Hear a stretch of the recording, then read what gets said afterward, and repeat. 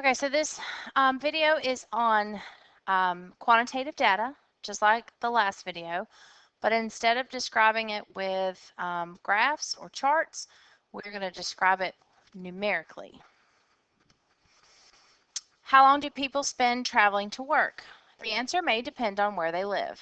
Here are the travel times in minutes for 15 workers in North Carolina, chosen at random by the Census Bureau. We aren't surprised that most people estimate their travel time in multiples of 5 minutes. If it takes you 12 minutes to get somewhere, then you're going to say, probably, I can be there in like 10 minutes. So all of these are nice round numbers. Then they were very nice and put that in a stem plot for us. And they have a key. And they've even described it for us. Single peaked, so unimodal, right skewed, pointing out the obvious. The longest travel time is 60 minutes. It's a potential outlier. Our main goal today is to describe the center and the spread of distributions of quantitative data with numbers. So when you do that distribution description and you do center, shape, spread, and outliers, this is going to be more ammunition for your center and your spread description. Okay, the mean. The symbol for the mean is called X bar, and it is a little x, a lowercase x, with a bar over it, and that's how you say it. It is called X bar. To get the mean, you add all the values and divide by the total number of observations. So this is the formula for X bar. This E symbol is the Greek symbol for a capital S, and in math it means sum. So you don't say E symbol, you call it the summation. So we're going to add all the x's and divide them by n, which is the total number. The notation X bar refers to the mean of a sample. Most of the data we'll encounter can be thought of as a sample from some larger population. When we need to refer to a population mean, we will use the symbol, okay, and this is not a U with a tail. That's how it's written, and it is named mu. Okay, so let's make sure we have these two straight. This is X bar. X bar is the mean of a sample. Mu is the mean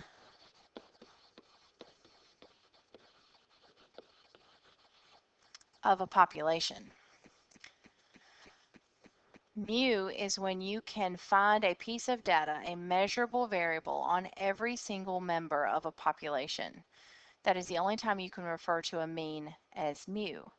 If you take a sample of that population and find the mean of the sample, then the average that you have found is X bar. So we have X bar and we have mu, and we will be using them on a daily basis from now till May.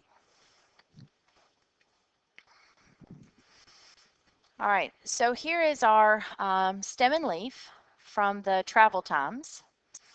It says find the mean travel times for all 15 workers by hand and by calculator. Okay, so by hand doesn't mean without a calculator. By hand means take your calculator and add 5 plus 10 plus 10 plus 10 plus 10 plus 12 plus 15, 20 and a 20 and a 25, a 30 and a 30, a 40 and a 40, and a 60. If I typed all those in right, that's what we'll have. And then I'm going to divide it by how many people? 15. So I got 22.4667 minutes And this is a sample of 15 workers from North Carolina. So that's going to be an X bar. Hold on one second.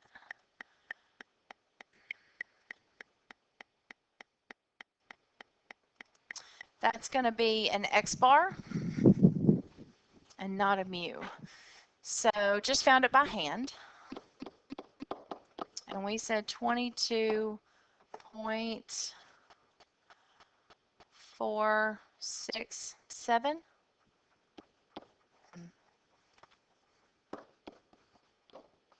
minutes. Notice I went 3 decimal places.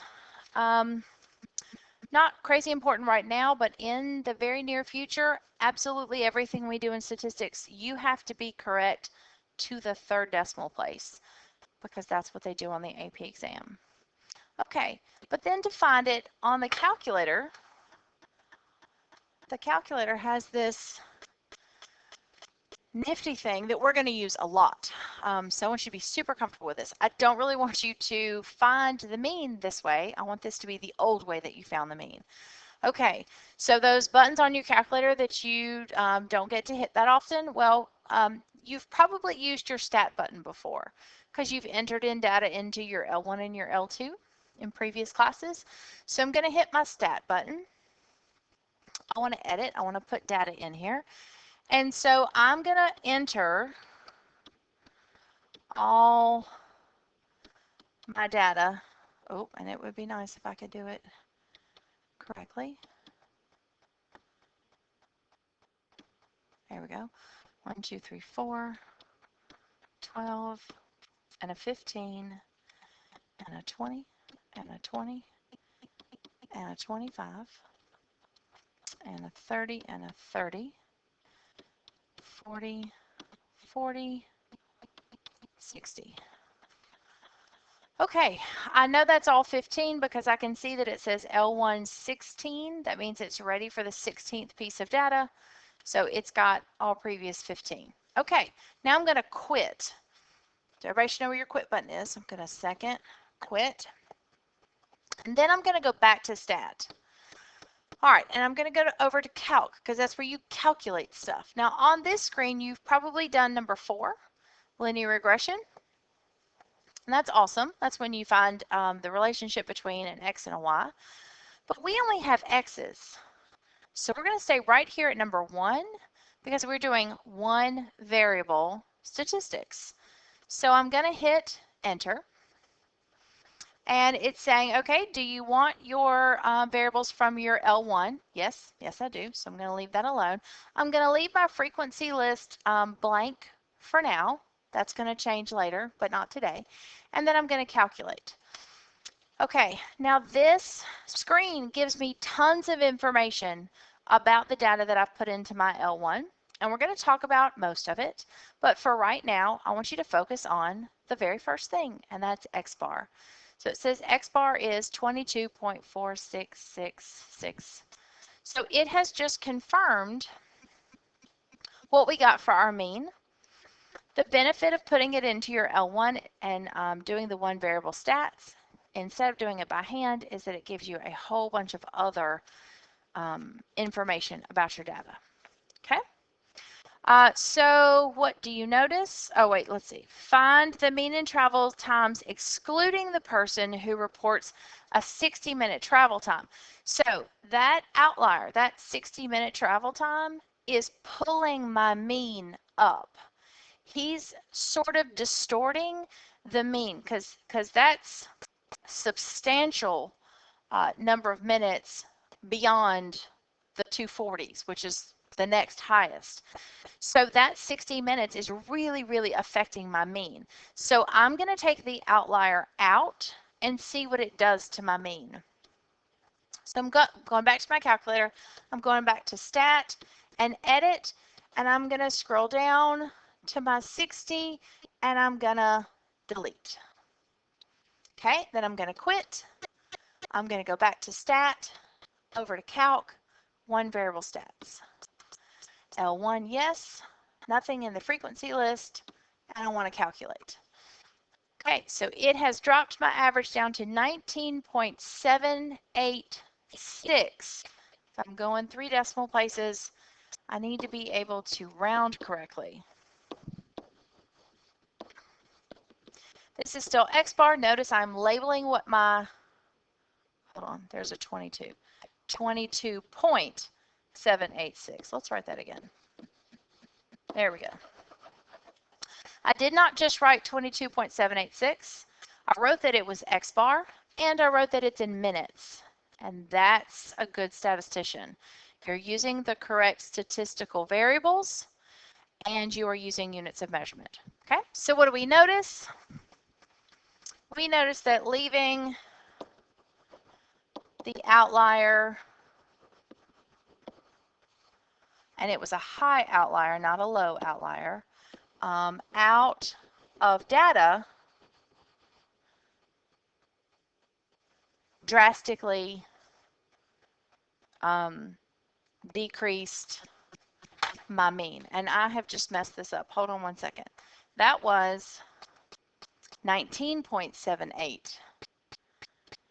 So let's fix this. That's not a 22. That's a 19. So sorry. It's hard to do this when I have to flip back and forth to the calculator screen. Okay, because, yeah. So now we've gone from 22 and some change to 19 and some change.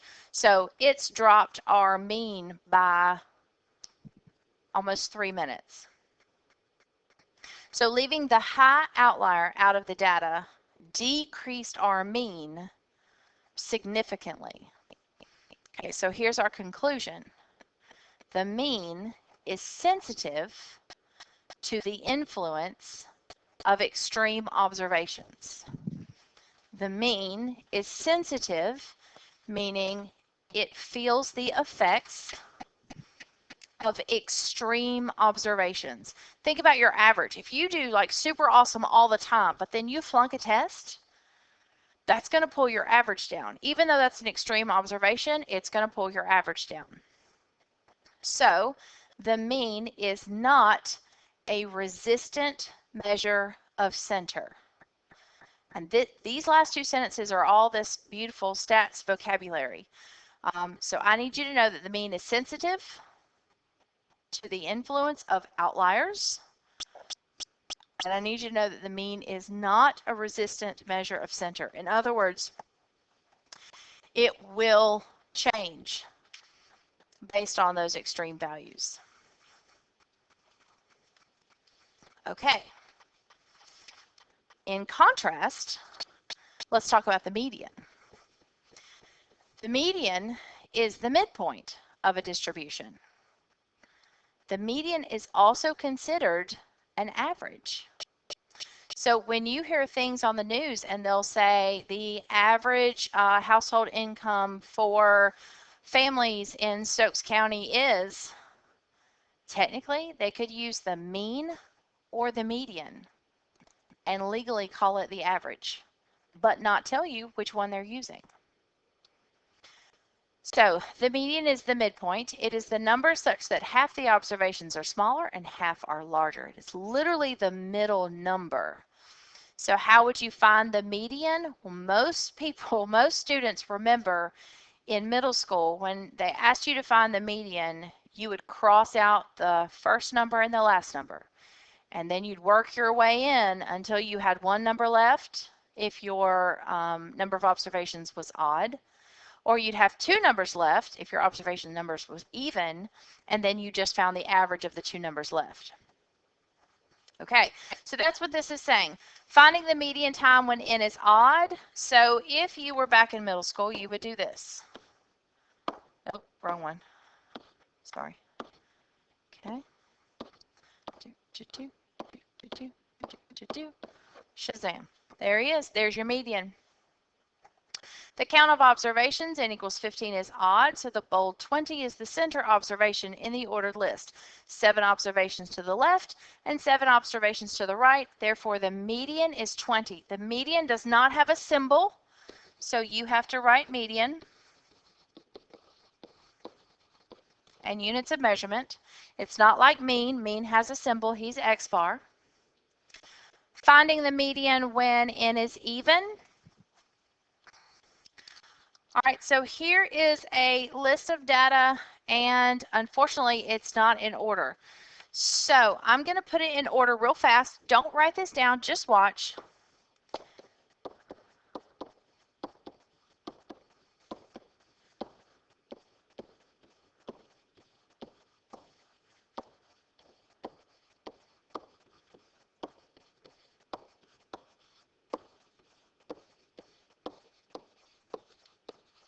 Okay. I cheated. I already had them in order. Okay, so this is 20 pieces of data. So the median is going to have 10 pieces of data to the left and 10 pieces to the right. So 1, 2, 3, 4, 5, 6, 7, 8, 9, 10. There you go. 10 to the left and 10 to the right.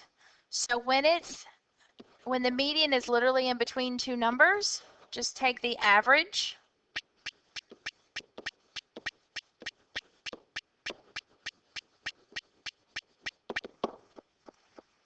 Okay. But check this out. Remember, that's middle school. In AP Stats, if you look at this one variable stats, and this is the travel times for people in North Carolina.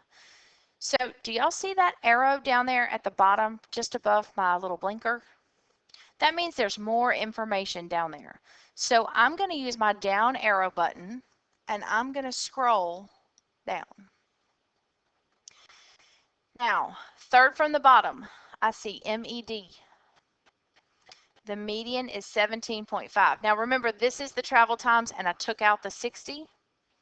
So if I put the 60 back in, it would be right at 20 minutes. So the median is right there for us. No more marking these out.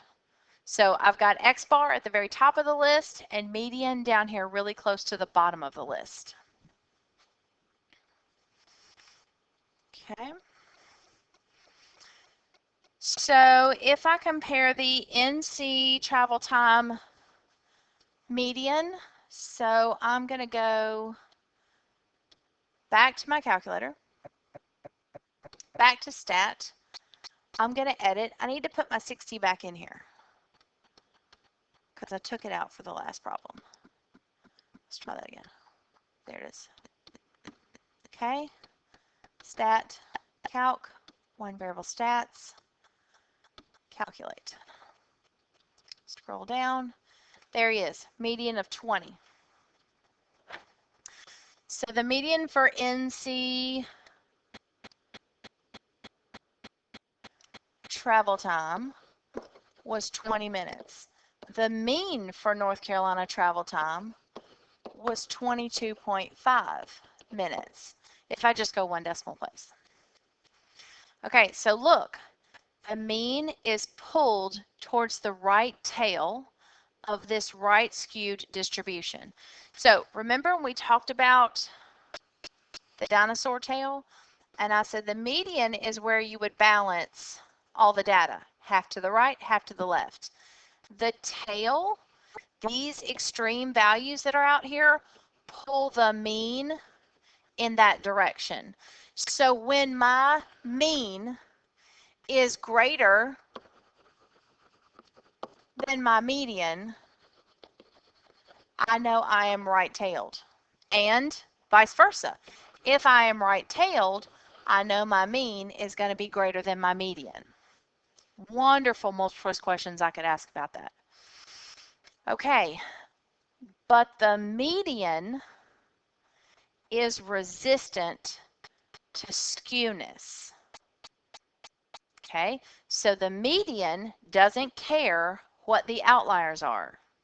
All right, so let's look at this next question. What would happen to the mean and the median if the longest travel time was 600 minutes instead of 60 minutes? Okay, think about what that would do to X bar and think about what that would do to your median. So if I replace that 60 with a 600 and I recalculated the mean would be huge. That 600 would so drastically pull up the average It's not even funny.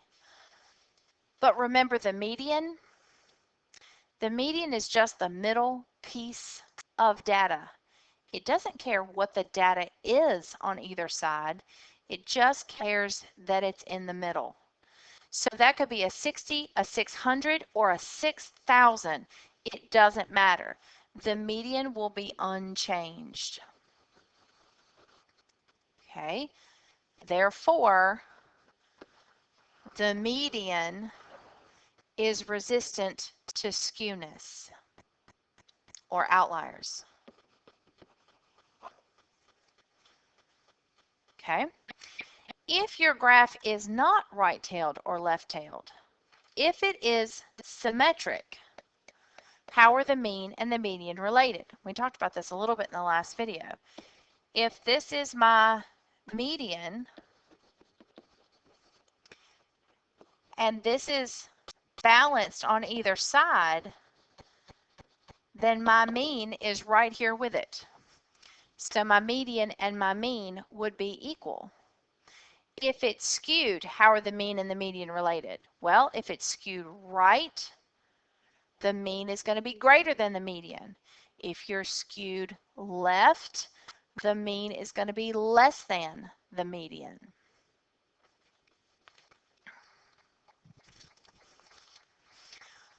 Okay, check your understanding. And I want you to feel free to pause it, try these three on your own, then hit play and check your answers. Based only on the stem plot, would you expect the mean travel time to be less than, well, let me read, hold on. Here, once again, it's the stem plot for the travel times to work by 20 randomly selected New Yorkers. Okay, this is New Yorkers. Earlier, we found that the median was 22.5 minutes.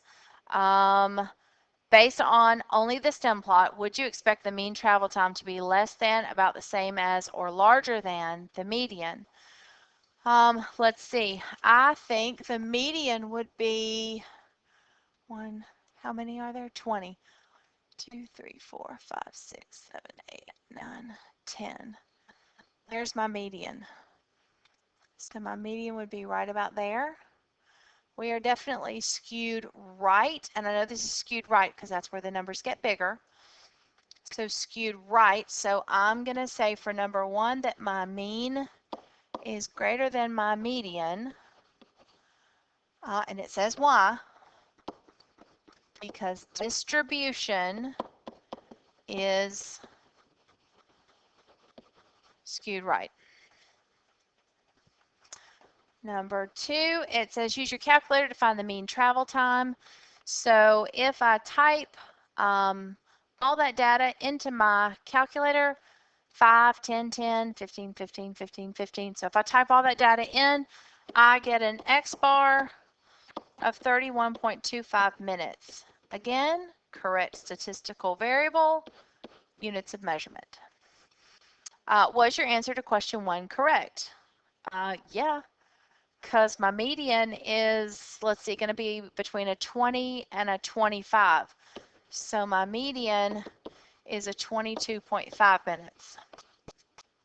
So absolutely, my mean is larger than my median, which is exactly what I thought. Would the mean or the median be a more appropriate summary of the center of this distribution of drive times? Justify your answer. This question is amazing. Which one would you choose? If you want an appropriate summary of the center of this distribution, would you use your mean or your median? And this will tell you if you have a true grasp on the mean versus the median. So the answer here is the median.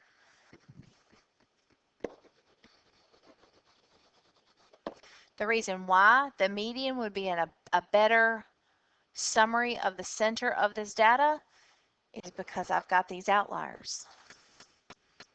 And those outliers are pulling the mean because, and again, good statistics vocabulary, the mean is influenced by extreme values. It is not resistant. So those extreme values are pulling my mean up. The median, however, is resistant. It is a resistant measure of center. So it is not influenced by those outliers. Okay, so we've talked about measure of center. We've talked about two things. We talked about mean and median. You know how to find both. You know how symmetrical and skewness can affect the mean and the median. You know which one is resistant to outliers and which one is not. Okay, so now we're going to talk about the spread. The spread of data for right now, we're going to talk about an IQR, which is called the interquartile range. Measure of center alone can be misleading.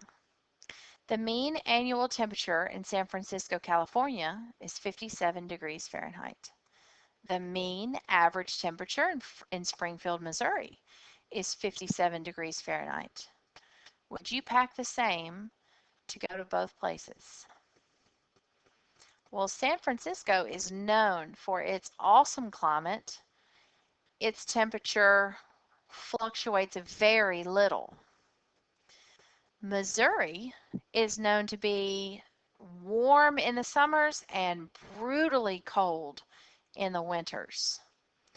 So let's talk about the spread of data.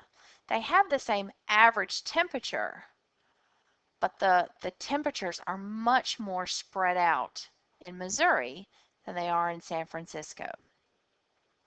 A useful numeric description of a distribution requires both a measure of center, the median or the mean, and a measure of spread. Okay? If we want to be super basic, we can talk about the range as a measure of spread. And it is. The range is a measure of spread. The range is the max value minus the min value. It shows you the full spread of data. But remember, the max and the min could be outliers and not a great representation of the gist of that data. So we want to improve our description of the spread by also looking at the spread of the middle half of the data. I call this the meat and the potatoes. We're looking at the meat and the potatoes of the data. We're letting the super, super low values go and the super, super high values go, the flukes, and we're looking at the middle half of the data. So the IQR measures the range of the middle 50% of the data. So we have IQR. Okay, now just to make sure we're clear, the range and the IQR are both measures of spread. The range is from tip to tip, including all the extreme values if there are any. It is the max minus the min. The IQR only looks at the middle 50% of your data, the meat and the potatoes of the data. So it is Q3 minus Q1. Okay, so Q3 and Q1 are for quartile 3 and quartile 1. And I'm using the word quartile, so there are 4 of them. Q1, 2, 3, and 4. All right, so let's look. People say that it takes a long time to get to work in New York State due to heavy traffic near big cities. What did the data say? Here are the travel times in minutes of 20 randomly chosen New York workers. Okay, it says the range of the middle half of the travel times for the New Yorkers in the sample is blank minutes. Okay, AKA, find me the IQR. The range of the middle half of the travel times. So what I'm going to do is I'm going to take my calculator. I need to clear out my North Carolina data, so I'm literally going to hit the clear button, not the delete button, the clear button. Now notice I'm up on my L1. I hit clear, enter, and it cleans out that whole row. Okay, now I'm going to put this data in.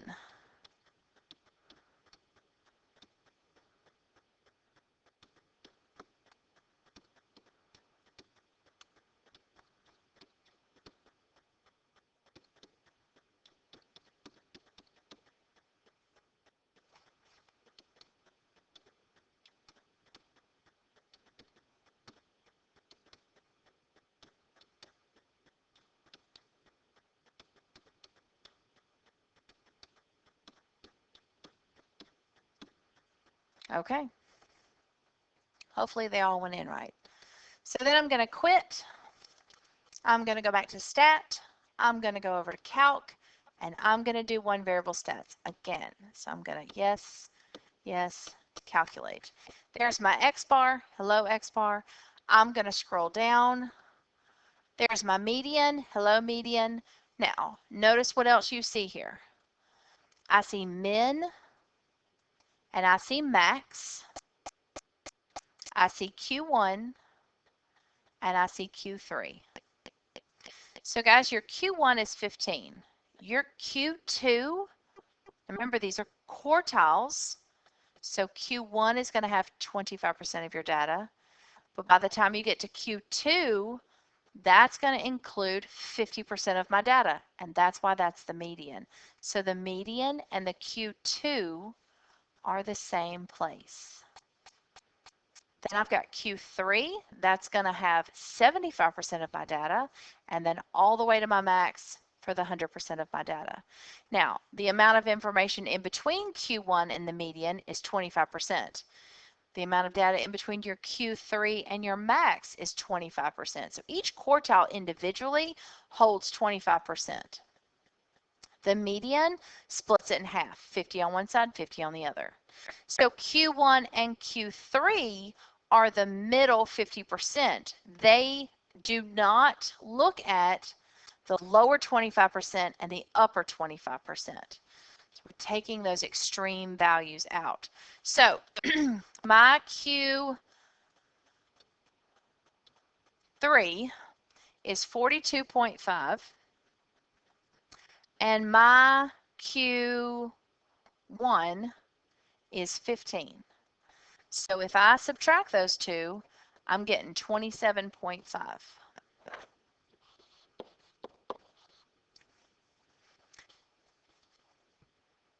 So the whole range would be, let's see, the biggest one is 85 and the smallest is 5.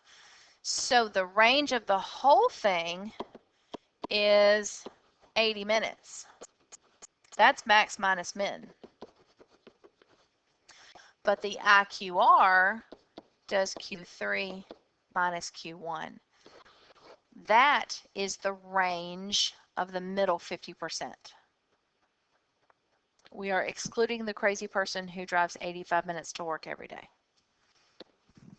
And some others. Okay. Identifying outliers. An observation is an outlier if it falls more than 1.5 times the IQR above the third quartile or below the first quartile. Is there an outlier in the New York travel time data? Okay, so here's our New York data again.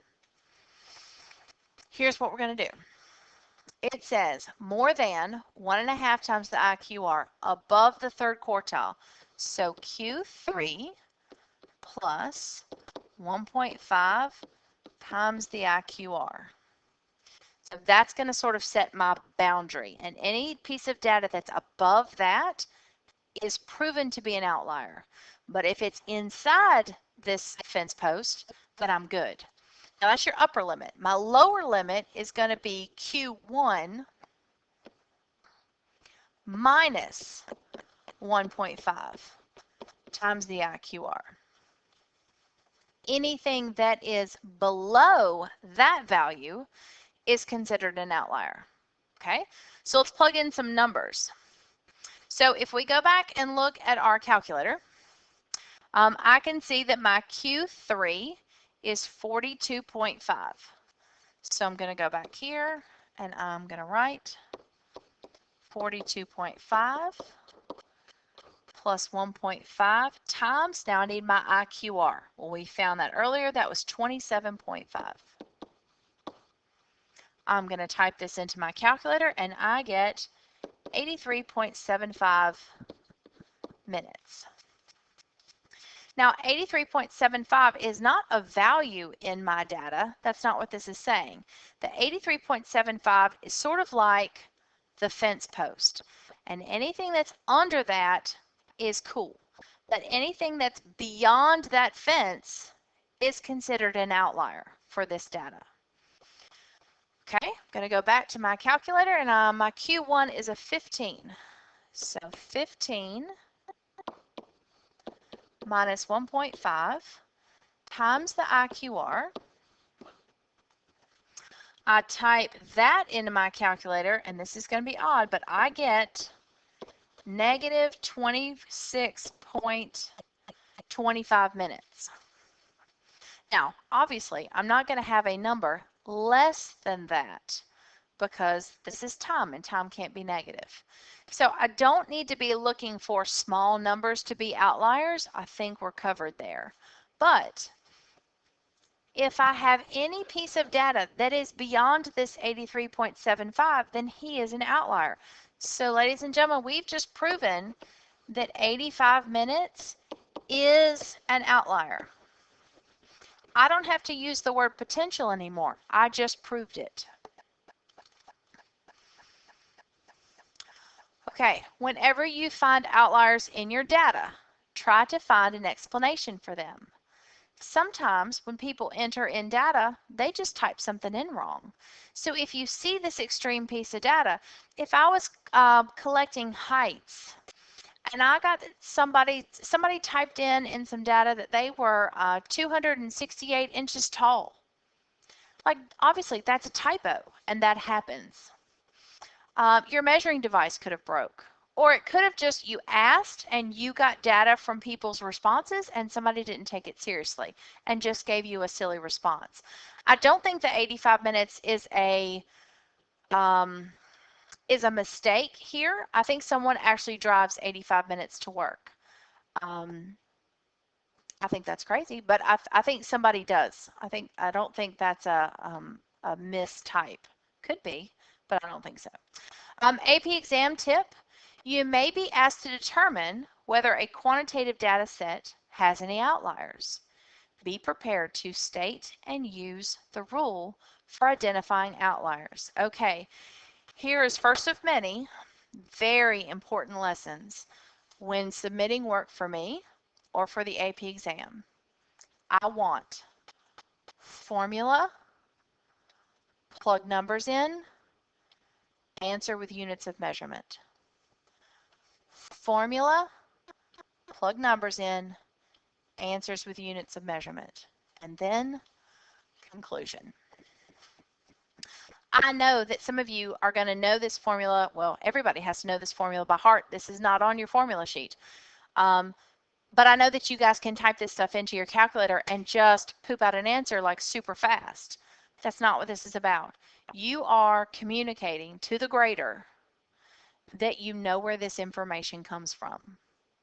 So formula first with no numbers in it, then plug your numbers in, then show me the answer. Because if you were to type something in your calculator incorrectly in doing this step right here, and you were to screw up that answer on the AP exam and also on my test, you would still get credit for all of this and lose minimal amount of points because I know it was a calculator error. So always show, this is called showing your thinking. And for those of you who are like super snappy mathematicians, this is going to be really hard for you because you like to do stuff in your head, but that's not what's going to get you college credit. You are trying to show your reasoning. Okay, the last thing we're going to talk about is a box and whisker, which I'm pretty sure you do in middle school, and you should have done in Math 1. So here we go. We're going to talk about the 5-number summary.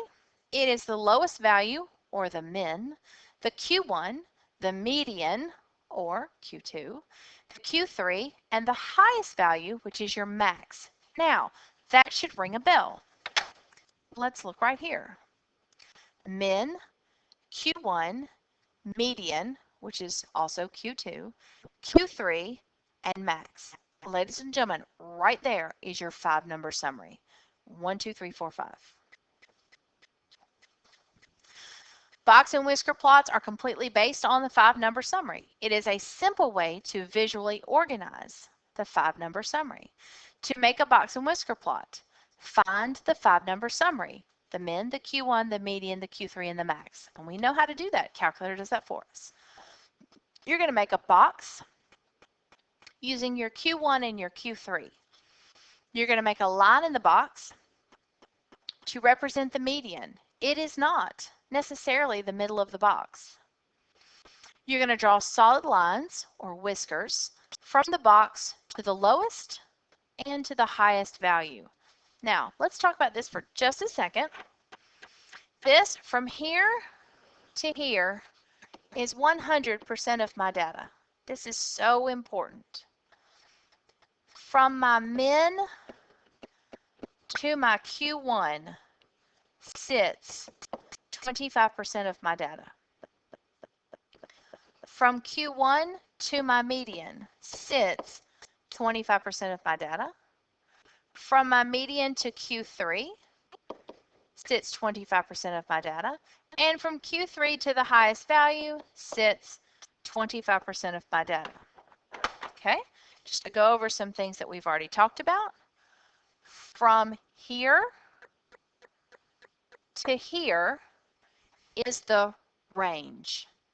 The range is the max minus the min. From here to here is the IQR. It is the middle 50%. So the IQR is the width of the box. Okay, now let's talk about the median not being in the middle of the box. The median is the middle number. It is not halfway from the highest value to the lowest value. So I want you to think, what does it mean that this part of the box is wider than this part of the box? It is not that it holds more data. We just said that this holds 25%, and so does this.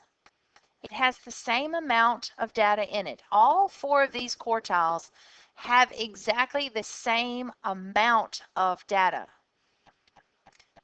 This box is wider because this 25% of data is more spread out than this 25% of data. So you could have a box and whisker that looks like this.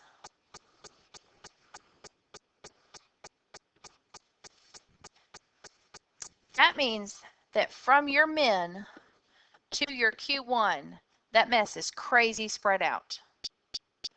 But from your Q1 to your median, now again, what is on this whisker, how much data that's on that whisker, is exactly the same amount of data that's in that little bitty box. It's the same number of pieces of data. So this guy could have 10 pieces of data on him, then so does he, then so does he, then so does he.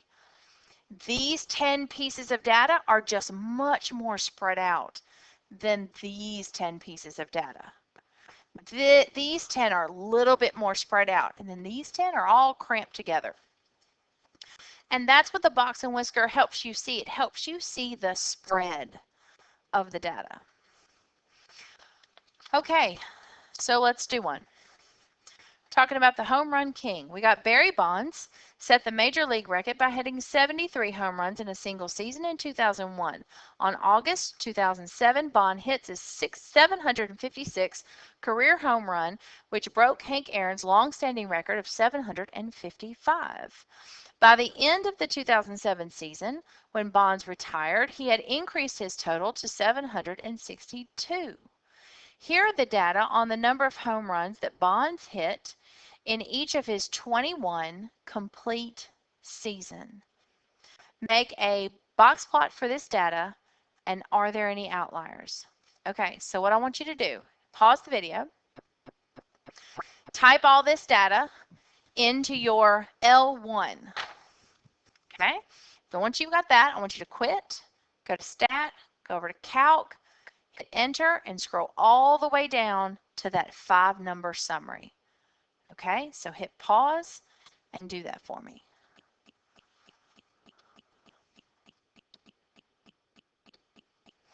Okay, so this is my 5-number summary. I have 16, 25.5, 34, 45, and 73. So now I'm going to come here, and I'm just going to write those numbers out. 16, 25.5, 34, 45, 73. This is min, Q2. There's my median. Nope, sorry, that's Q1. There's my median, Q3, and there's my max. Let me fix that.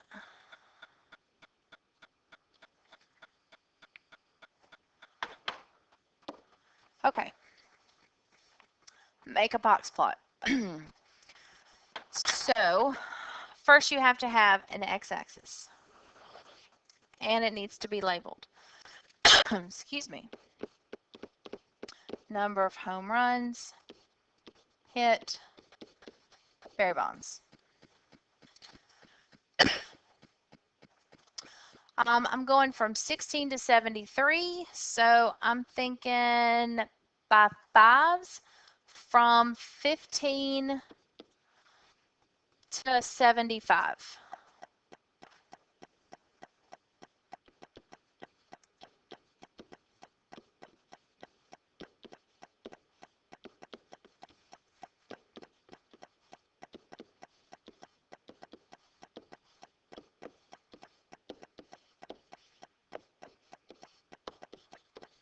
There we go. Do not have to start at 0, and there's no vertical axis. Okay. Now I'm going to go put 5 dots over, hovering over, not on the x-axis, hovering over, because my box and whisker is going to be up above this. So here I go, 16, 25 and a half, 34, 45, and 73.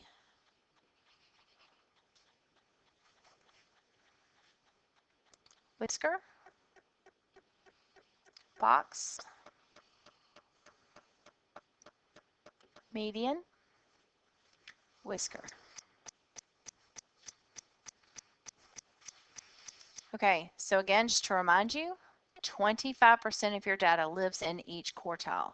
So every piece of this box and whisker contains the same amount of pieces of data. The right-hand whisker is longer, not because it has more data, because that data is more spread out. Now, what I don't know about this whisker is all the data kind of nicely spread out, or is it kind of clustered here and then there's a dude out here? So I want to know if there are any outliers. Well, I'm not asking your opinion. I'm asking you to algebraically and statistically find it.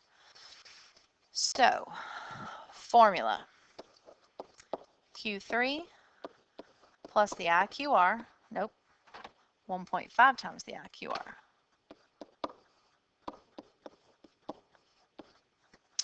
And then Q1 minus 1.5 times the IQR. Okay, Q3. Q3 is 45.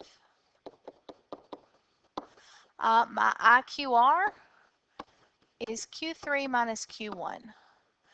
So 45 minus 25 and a half, that's 19.5. Type all that into my calculator, I get 74.25 home runs.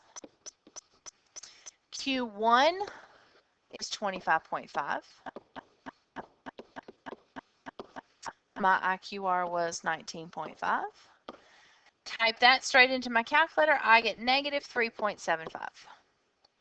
Okay, so visually, let me show you what you have just found. You have found the fence post for where all your data can be and not be considered to be an outlier. So negative 3.75, well, this is 15. So negative 3.75 would be like way over here. So here's your fence post. And then I'm going to 74.25. So there's your other fence post. So my question is, do you have any outliers? Now, obviously you don't have any on the lower end. The upper end gets a little close, but I can look right here and see that my max piece of data was 73, which falls inside the fence. Therefore, no outliers. It could be really tempting to say that the year that he hit 73 outliers or 73 home runs is an outlier year. You could even get into a conversation about maybe he was using some steroids that year, because it is such a far piece of data that's so removed from the rest of the number of home runs he got each year. However, statistically speaking, it is not an outlier. It's not far enough. It's really close, but it's not far enough to be an outlier. Okay. Notice how we label outliers on a box plot. Okay. When you have an outlier, you are going to label it with a star, and you're going to bring your whisker back to the last piece of data that's not an outlier. All right, hold on. Let's go back to Barry Bonds. Let's say 73 is an outlier, okay? Let's pretend. So we're going to pretend that 73 is an outlier. Okay, so my question is, if he's an outlier, what's the next biggest piece of data? I see a 46, 49. I don't see anything in the 50s. All right, 49. Okay, so here's what I'm going to do. 73 is the only outlier, and 49 is my next biggest piece of data. So watch what's going to happen. I'm going to bring this back all the way to 49.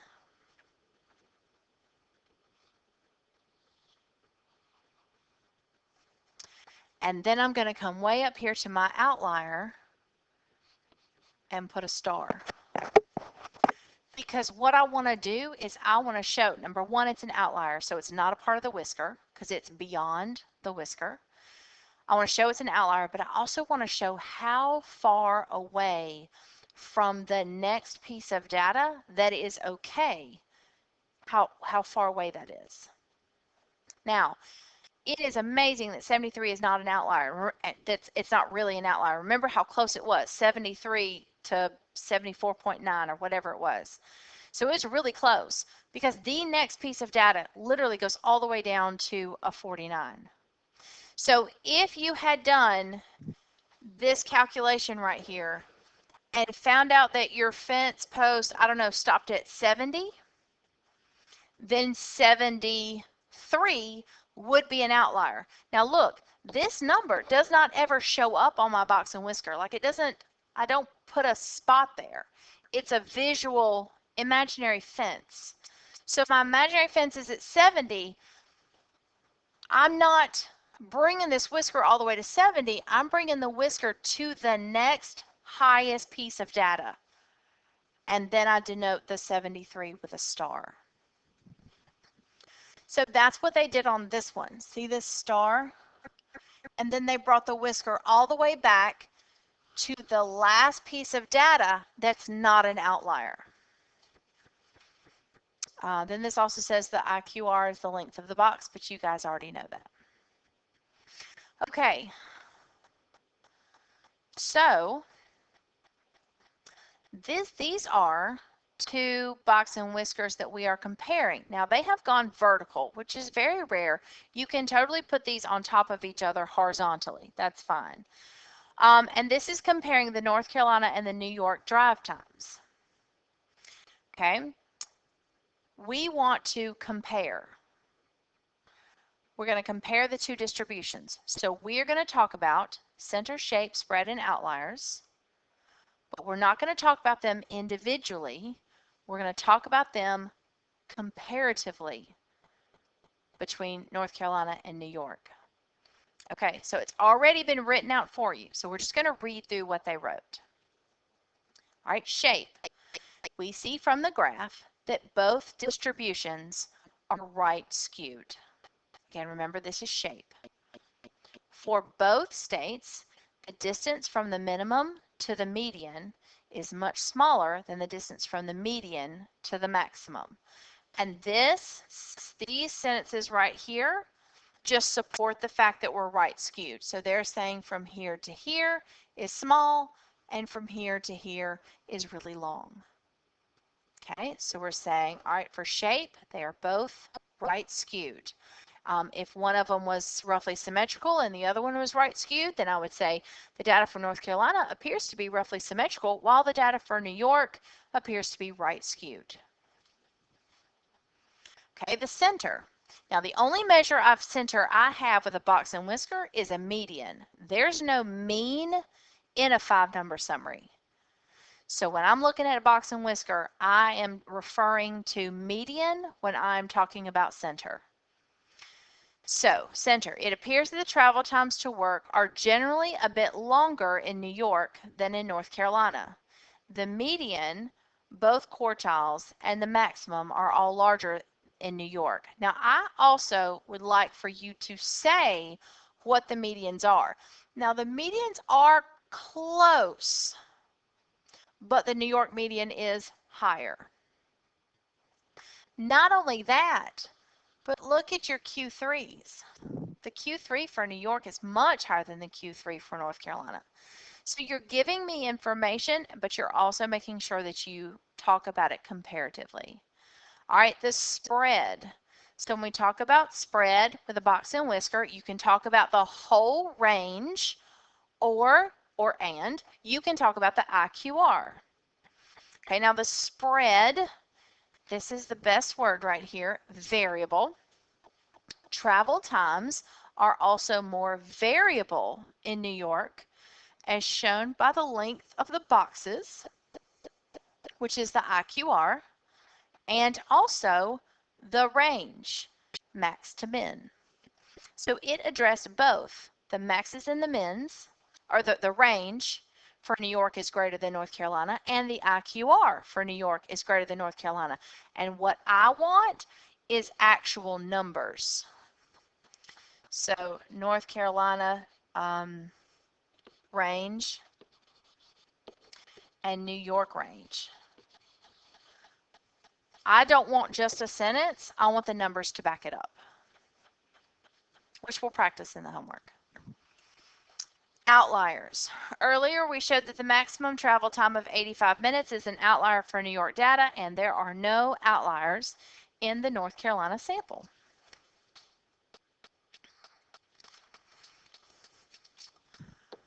Okay. Another way to measure spread is the standard deviation. And you should have heard of the standard deviation. Probably not tons of experience with it, but you should at least recognize the words. The standard deviation measures the spread of the data by looking at how far the observations are from the mean.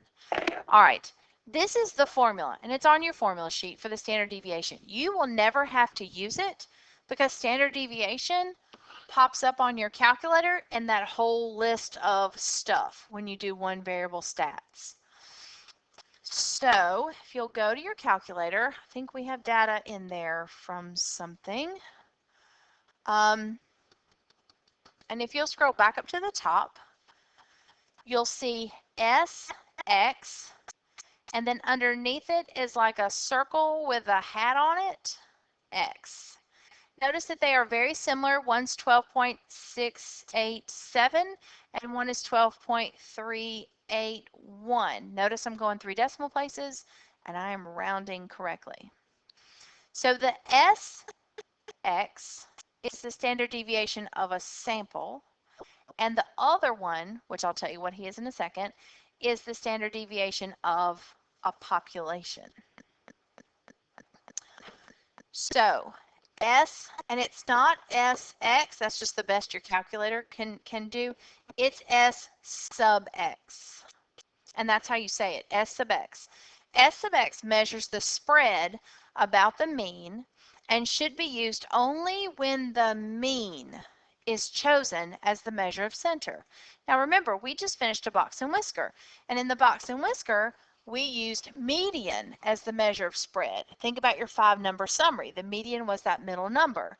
So if this was your measure of center, then your measure of spread was the range, which is the whole thing, or the IQR, which is the middle 50%.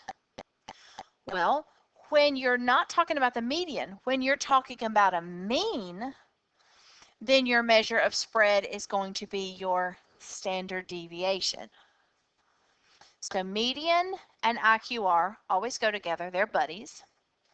Mean and standard deviation always go together.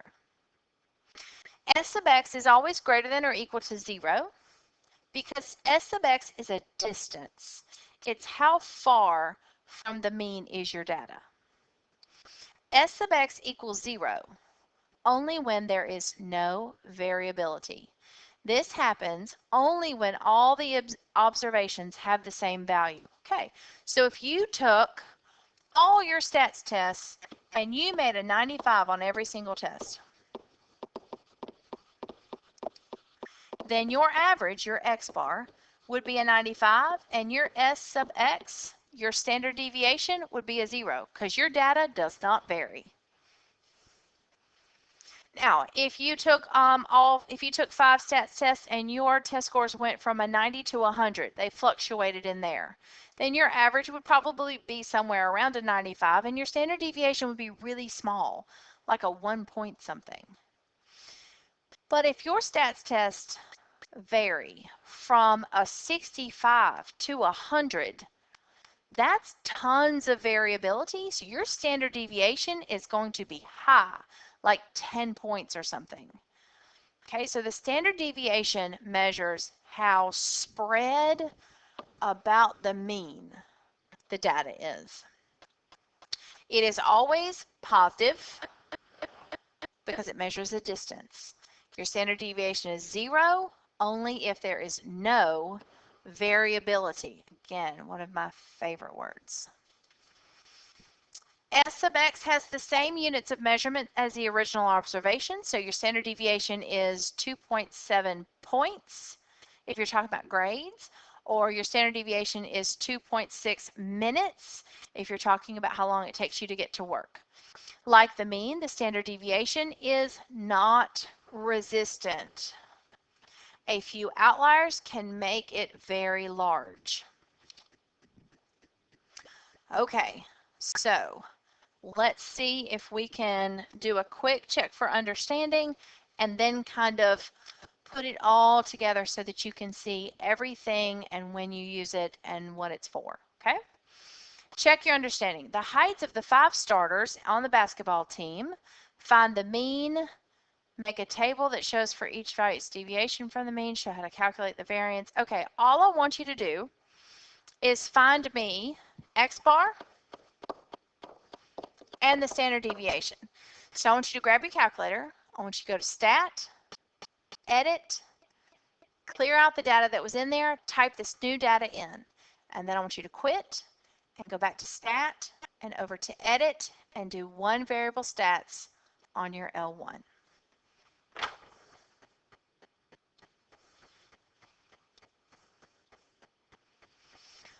Okay, I can see that my average, my mean, which is my x bar, is going to be 75 inches. And my standard deviation, my S sub x, is going to be 6.245 inches. So my x bar is 75 inches, and my standard deviation was 6.245 inches. Okay. Interpret the standard deviation in this setting. Okay, there are some buzzwords in this sentence that you have to have. The typical, differences, or variation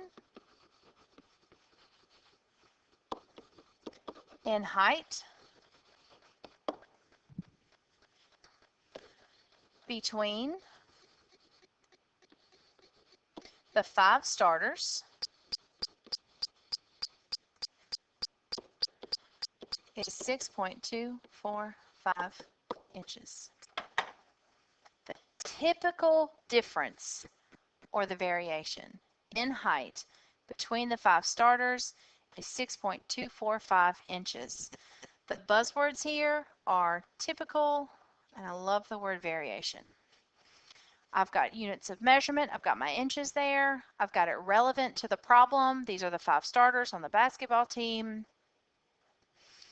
Dressing it up, making it look good. Okay. All right, this screen packs a punch. Here we go. Choosing measures of center and spread. Okay, you've got 2 teams. You've got team median and you've got team mean. Now, median and mean are both measures of center.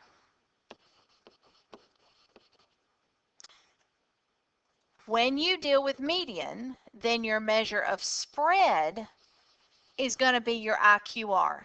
Technically, it could also be your range, but again, remember that's max minus min, and that includes all those outliers. So normally you just talk about the IQR. When you are team mean, you're going to use standard deviation as your spread. Now, once you've got the teams straight, you need to think about which one is best used in each situation. Okay, so it's all in this next little paragraph. Because the mean and the standard deviation are sensitive to extreme observations. In other words, they can be influenced. They are not resistant. They can be misleading when a distribution is strongly skewed or has outliers. Okay, one more time. The mean and the standard deviation are not resistant to outliers. They are influenced by outliers. So when you have a set of data that is skewed right or skewed left, or has outliers, those extreme values, then I would not use the mean and the standard deviation because they are going to be easily influenced by those values. So if that's the case, then I would kick over to team median and use the median and the IQR because the median and the IQR are resistant to outliers. Okay, so let's write that up here. Team median are resistant to outliers. Team mean is not resistant to outliers.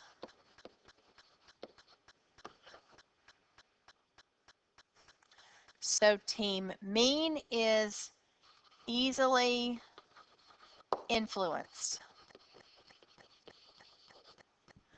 and team median is not.